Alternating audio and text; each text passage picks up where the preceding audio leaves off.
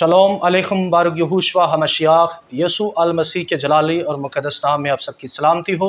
मैं आपका भाई पास्टर सुफियान बनियामीन आप सबकी खिदमत में हाज़िर हूँ। आप देख रहे हैं सुफियान BM यूट्यूब चैनल। अजीज़ों, जैसा कि आप सब जानते हैं, हम एक मौजू आपकी खिदमत में पेश कर रहे हैं जिसका नाम है अलूहियत अल मसीह। अजीज़ों, इसके 2 पॉइंट हमने आप लोगों के लिए बना दिए हैं। आप मेरे इसी चैनल पर जाकर इसे देख सकते हैं। 2 पार्ट बने हुए हैं। आपसे गुजारिश है कि अगर आपने वो नहीं देखे तो आप प्लीज़ पहले उन्हें ज़रूर देखें ताकि आपको गुफ्तगू के सियाक़ो सबाक़ का पता चल सके। हम अलूहियत अल मसीह के जो है मौजू में से जो पॉइंट रेज़ कर रहे हैं वो है हैकल के ज़ाविये से मसीह की अलूहियत को साबित करना, जिसमें से पहला था कि यहोवा हैकल में सुकूनत करता है और दूसरा था कि क्या यहोशुआ को सजदा करना कुफर है। सो आज हम जो पॉइंट नंबर 3 है इसमें हम देखेंगे हैकल से यहोवा खुदा का निकल जाना। सो अगर आप हमारी वीडियो पर नए हैं, चैनल पर नए हैं, तो आपसे गुजारिश है कि आप चैनल को सब्सक्राइब कर लें, बेल आइकन के बटन को क्लिक कर लें ताकि हर नई आने वाली वीडियो आपको मौसूल हो सके, उसका नोटिफिकेशन मौसूल हो सके, और वीडियो को दूसरों के साथ भी शेयर कर दे ताकि सब लोग खुदा के कलाम से जो है वो मुस्तफ़ीद हों। अजीज़ों, इस पॉइंट में आज हम जिस बात पर गौर करने वाले हैं वो ये है कि यहोवा हैकल से निकलता है। कब निकलता है या कब हैकल को छोड़ जाता है या कब हैकल को हटा देता है बनी इसराइल में से, तो ये हम अहद अतीक से शुरू करेंगे और अहद जदीद में इसको मसाया के साथ कंपेयर करेंगे। हालेलुया, बारुक हशम। तो आए वीडियो को पूरा देखिएगा। शुरू करते हैं। जब भी खुदा बनी इसराइल से नाराज़ हुआ या जब भी बनी इसराइल ने खुदा के हुजूर गुनाह किया, उसके नबियों और पैगम्बरों की बात को रद्द किया, पैगाम को रद्द किया, उसके कलाम को रद्द किया, तो यहोवा पाक खुदा ने बनी इसराइल कौम को गैर अक़वाम के हवाले कर दिया। जब भी उन्होंने बुतपरस्ती की तो यहोवा पाक खुदा ने यरूशलेम शहर को, फ़लस्तीन की सरज़मीन को गैर कौमों के हवाले कर दिया। जब भी उन्होंने खुदा के कलाम को, खुदा की शरीयत को रद्द किया तो खुदा ने हैकल को जो है वो हम देखते हैं, हिस्ट्री गवाह है, अहद अतीक गवाह है कि खुदा ने हैकल को उनके दरमियान से हटा दिया, यानी उसे तबाह व बर्बाद कर दिया।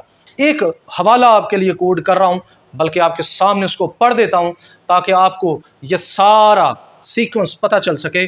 दूसरा तवारीख है 36 बाब आयत नंबर 13 से शुरू करूँगा। लिखा है, और उसने नबुकतनज़र बादशाह से भी, जिसने उसे खुदा की कसम खिलाई थी, बगावत की, बल्कि वो गर्दन कश हो गया और उसने अपना दिल ऐसा सख्त कर लिया कि खुदावंद इसराइल के खुदा की तरफ रुजू ना लाया।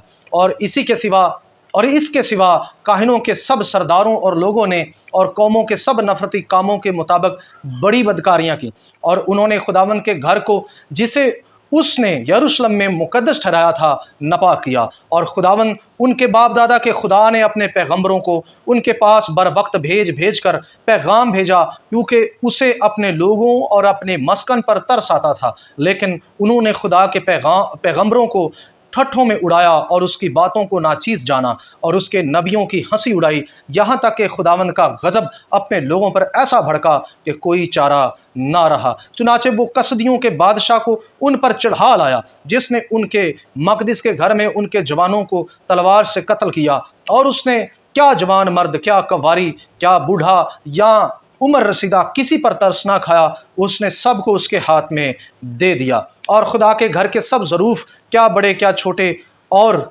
खुदावंद के घर के ख़जाने और बादशाह और उसके सरदारों के ख़जाने, ये सब वो बाबुल को ले गया। और उन्होंने खुदा के घर को जला दिया और यरूशलेम की फसील ढा दी और उसके तमाम महल आग से जला दिए और उसके सब कीमती ज़रूफ को बर्बाद किया। अजीज़ों, खुदा के कलाम में से हमने पढ़ा है कि बनी इसराइल ने जब पैगम्बरों की हंसी उड़ाई, पैगम्बरों का ठट्ठा उड़ाया, उन्होंने खुदा के कलाम को जब हकीर जाना, उसको कबूल ना किया, तो खुदा ने बनी इसराइल को जो है गैर कौमों के हवाले कर दिया और कसदियों के बादशाह को उन पर चढ़ा लाया। हम बाइबल मुक़द्दस में हमने पढ़ा है कि क्या जवान क्या बूढ़ा सबको असीरी में दे दिया गया और यरूशलेम को जो है वो तबाह बर्बाद कर दिया गया। और ख़ास बात यहाँ जिसकी तरफ आपकी तवज्जो दिलाना चाहता हूँ कि हैकल को भी जला दिया गया, हैकल को भी बर्बाद कर दिया गया। अजीज़ों, एक ख़ास बात जहन में रखिएगा कि जब भी खुदा का रहम बनी इसराइल पर होता है, जब भी खुदा बनी इसराइल से राज़ी होता है, तो हैकल बनी इसराइल के दरमियान दोबारा تعمیر ہوتی ہے، ہیکل خدا دوبارہ اسرائیل میں تعمیر کرتا ہے، لیکن جب بنی اسرائیل پر رحم خدا کا نہیں ہوتا، رحم اٹھ جاتا ہے، جب خدا ان سے ناراض ہو جاتا ہے تو ہیکل ختم کر دی جاتی ہے، خدا کی سکونت بنی اسرائیل سے اٹھ جاتی ہے۔ سو یہاں ہم دیکھتے ہیں کہ خدا نے بنی اسرائیل میں سے اپنی سکونت ختم کر دی، خدا ہیکل میں سے نکل گیا اور ہیکل کو برباد کر دیا۔ اور ہم پڑھتے بھی ہیں، ایک شہادت بھی مکابین کی کتاب سے پڑھتے ہیں کہ جو یرمیاہ ہے اس نے عہد کا صندوق جو تھا ہیکل سے تباہی سے پہلے ہی نکال کر سیو کر دیا۔ تو یہ خدا کے نکل جانے کا ایک بڑا سائن ہے، بڑا جو ہے وہ ایک نشان ہے کہ وہ وہاں سے خدا نکل چکا تھا۔ چنانچہ یہوشوا ہمشیاہ کے متعلق ہمارے کچھ دوست، ہمارے کچھ بھائی جو مسیحی حلقے میں سے ہیں، جو اپنے آپ کو مسیحی کہتے ہیں یا اپنے آپ کو یہودیوں سے منسلک کرتے ہیں، وہ کہتے ہیں کہ یہوشوا کے اندر ایک انسانی روح ہے، یہوشوا کے اندر یہوہ نہیں ہے۔ جیسا کہ میں اپنی پہلی ویڈیو میں آپ لوگوں کو بتا چکا ہوں کہ یہوشوا ہمشیاہ یہوہ پاک خدا کا خیمہ ہے، خیمہ اجتماع ہے، یہوہ پاک خدا کی ہیکل ہے۔ یاد رہے کہ ہیکل کے اندر کوئی انسانی روح نہیں ہوتی، ہیکل کے اندر کوئی کسی بشر کی سکونت نہیں ہوتی، بلکہ یہوہ خود ہیکل کے اندر سکونت کرتا ہے اور وہاں سب خدمت کے لیے حاضر ہوتے ہیں۔ سو لہٰذا جب عکس والی ہیکل کے ساتھ یہ ہوا تو اب حقیقی ہیکل کی طرف دیکھتے ہیں کہ یہاں کیا ہوتا ہے۔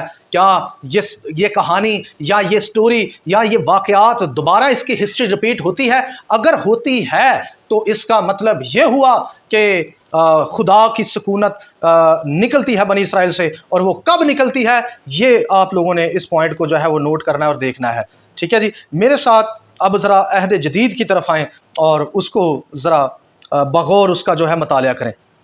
بالکل اسی طرح بالکل یہی ہسٹری دوبارہ دہرائی گئی، اور یہوہ خدا نے اسرائیل کے پاس اس بار مسیح کو جو ہے وہ پیغام دے کر یا مسیح کے ذریعے پیغام بنی اسرائیل کو دیا، لیکن اسرائیل نے مسیح کو رد کر دیا، 12 رسولوں کو رد کر دیا، ایون کہ یوحنا نبی کو بھی رد کر دیا۔ اور لکھا بھی ہے یوحنا کی انجیل اس کا پہلا باب آیت نمبر 11، لکھا ہے وہ اپنے گھر آیا اور اس کے اپنوں نے اسے قبول نہ کیا۔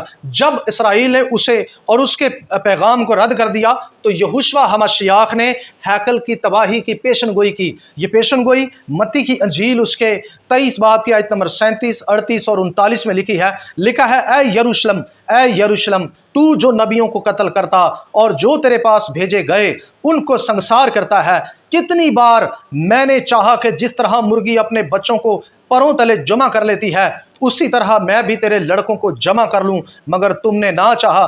دیکھو تمہارا گھر تمہارے لیے ویران چھوڑا جاتا ہے۔ یہ یہاں پر واضح بنی اسرائیل کی جو ہے نافرمانی کی جو ہے وہ نشاندہی کی جا رہی ہے۔ لکھا ہے کہ تو نے نہ چاہا کہ میں تجھے چھپاؤں، تو نے نہ چاہا کہ میں تجھے اپنے پروں کے نیچے لوں، اس لیے دیکھو تمہارا گھر یعنی ہیکل ویران چھوڑی جاتی ہے۔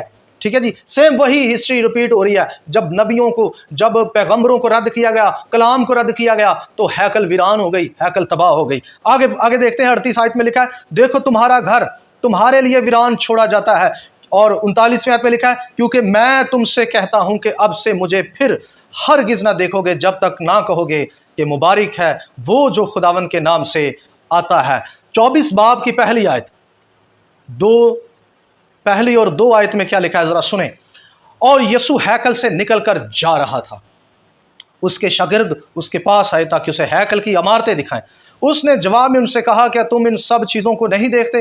میں تم سے سچ کہتا ہوں کہ یہاں کسی پتھر پر پتھر باقی نہ رہے گا جو گرایا نہ جائے۔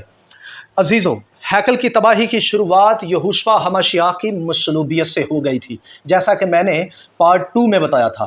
میں نے آپ کو بتایا تھا کہ جب یہوشوا نے چلا کر جان دی، جب اس نے چلا کر جان دے دی، جب اس نے کہا اے باپ میں اپنی روح تیرے ہاتھوں میں سونپتا ہوں۔ اچھا، اس آیت پر ہم مفصل گفتگو کریں گے، اس پر لسانیاتی گفتگو کریں گے اور آپ کو بتائیں گے کہ روح کے لیے عبرانی 4 अल्फाज वो कौन से हैं जहां से ये गुत्थी सुलझेगी, जहां से ये मामला सुलझ कर सामने आएगा। जो लोग ये कहते हैं कि यहोशुआ में इंसानी रूह है, उन लोगों को कतई तौर पर यह पता नहीं है कि आप हर जगह पर रूह को स्पिरिट नहीं कह सकते, आप हर जगह पर रूह को जो है वो सोल नहीं कह सकते, आप हर जगह पर रूह को इब्रानी की जो टर्म्स हैं उनकी तरफ आपको अगर लेके जाऊं, आप नशामा नहीं कह सकते, नैफिश नहीं कह सकते, खैया नहीं कह सकते, आप रुआख नहीं कह सकते। यानी उसकी कंडीशंस हैं, हर एक कंडीशंस में रूह का नाम चेंज हो जाता है। जब रूह बदन में है वो उसके लिए क्या लफ्ज़ इस्तेमाल होगा और कब होगा, कैसे होगा, ये एक अलग से बहस है। लोगों को लसानियात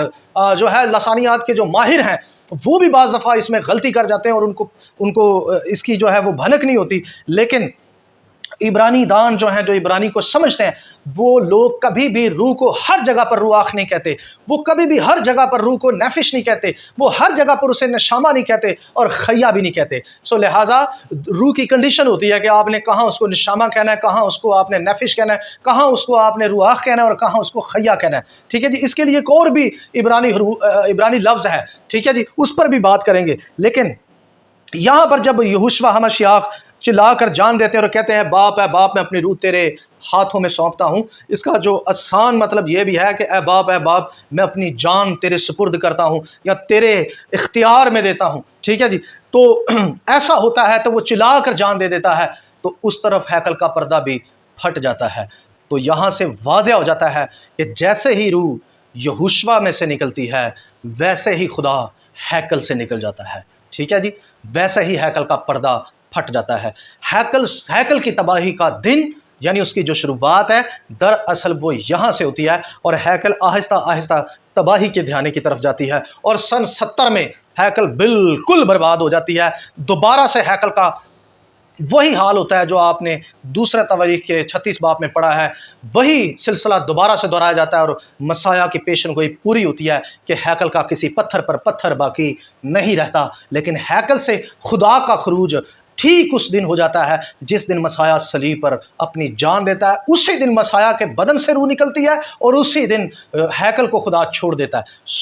क्योंकि मसाया भी हैकल है, मसाया जो है हकीकी हैकल है, मसाया के बदन से रूह जब निकलती है तो दरअसल ये इसराइल पर खुदा के रहम की निशानी नहीं है बल्कि इसराइल से नाराज़गी का इजहार है। और वहाँ लिखा है कि अंधेरा छा जाता है, वहाँ लिखा है कि जो है वो बड़ी तारीकी छा जाती है। तो ये एक नाराज़गी का साइन है, खुदा जो है इसराइल से नाराज़ हो जाता है। और इस नाराज़गी का वाज़ेह निशान जाकर सन 70 में हमें मिलता है कि तमाम बनी इसराइल कौम पर गिंदा हो जाती है, हैकल तबाह हो जाती है। और आज तक उस तबाही का निशान बनी इसराइल के दरमियान आज में मौजूद है कि जो दीवार गिरिया है वो मौजूद है। बनी इसराइल उस दीवार के साथ जाकर लग कर रोते और उसे चूमते और खुदा से दुआ करते हैं कि हैकल दोबारा तमीर हो जाए और तो तेरी सुकूनत दोबारा हैकल के अंदर हो।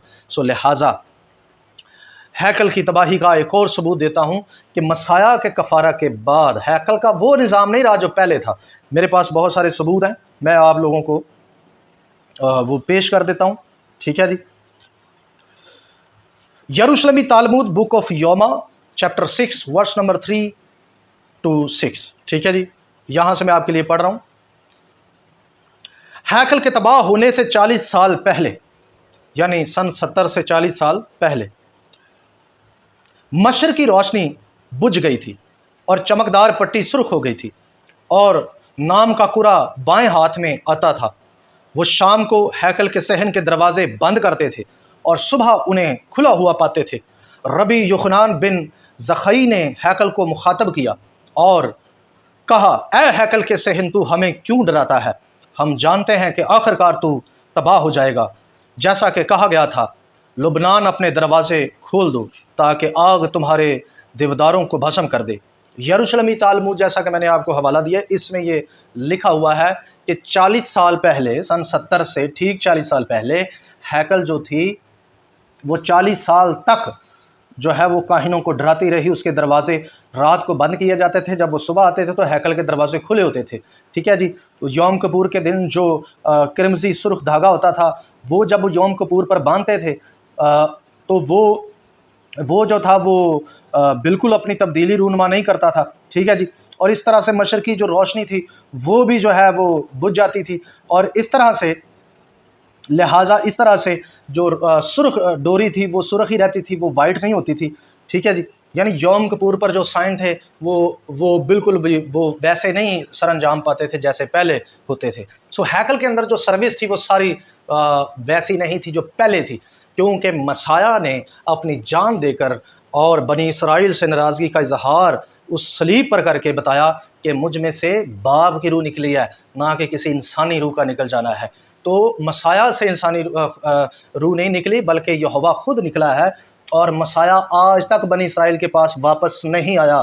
جس دن بنی اسرائیل رو کر دعائیں کرے گی، مناجات کی روح ان پر نازل ہوگی، ہم زکریا کی کتاب میں پڑھتے ہیں، تب مسیح پھر واپس آئے گا اور مناجات کی اور فضل کی روح لکھا ان پر نازل ہوگی. زکریا کی کتاب میں یہ لکھا ہوا ہے، اور بنی اسرائیل پر دوبارہ رحم ہوگا اور دوبارہ سے مسیح ان کے درمیان آئے گا، اور جسے ہم آمد جو ہے وہ مسیح کی آمد بھی کہتے ہیں. 1000 سالہ بادشاہی شروع ہوگی، آخر دوبارہ تعمیر ہوگی، مسیح ان کے درمیان ہوگا اور وہ مسیح کو قبول کر لیں گے. سو لہٰذا عزیزو، مسیح کی جو بدن کی جو تباہی ہے یا مسیح کا مصلوب ہونا جو ہے وہ اصل میں ہیکل کے ساتھ کمپیئر ہوتا ہے. خدا کا ہیکل سے نکل جانا اور مسیح کے بدن سے روح خدا کی نکل جانا، یہ دراصل ہیکل سے خدا کا جدا ہو جانا ایک برابر ہے. سو عزیزو، جتنے بھی لوگ یہ کہتے ہیں کہ مسیح میں انسانی روح تھی، وہ بدعت ہے، شیطانی تعلیم ہے، اس سے کنارہ کریں. اگر کوئی آپ کا سوال کویشچن ہے تو وہ ضرور نیچے آپ کمنٹ میں ضرور کر سکتے ہیں، میں کوشش کروں گا کہ اس کا آپ کو ضرور جواب دوں. خداوند آپ سب کے ساتھ ہو. شلوم علیکم. بارگی ہوشوا ہمشیہ.